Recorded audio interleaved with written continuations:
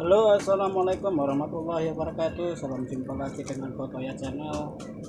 Oke, sahabat YouTube dimanapun berada, salam bahagia untuk semua. Mudah-mudahan anda semuanya dalam lindungan karunia Allah Ta'ala, kebaikan, rezeki yang baik, keadaan kesehatan yang baik, panjang umur, rezeki yang melimpah, dan sukses dalam berusaha.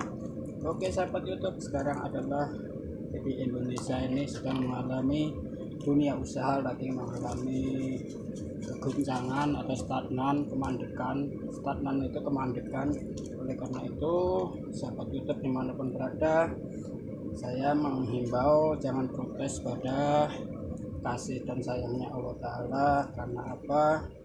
Memang keadaan di Indonesia ini sekarang ekonomi lagi mengalami stagnan atau kemandekan, tidak lancar seperti dulu-dulu kala. Karena itu bagi pengusaha-pengusaha bakso hendaknya jangan sampai protes pada Allah Ta'ala. Kalau seandainya protes, maka keberkahan usaha baksonya akan dicabut dan hingga kita akan merugi, bangkrut selama-lamanya, baik bangkrut dunia maupun bangkrut akhirat. Karena apa? Keberkahannya itu dicabut. Karena apa? Kita selalu protes sama Tuhan bahwa Tuhan tidak adil, bahwa Tuhan tidak sayang sama kita.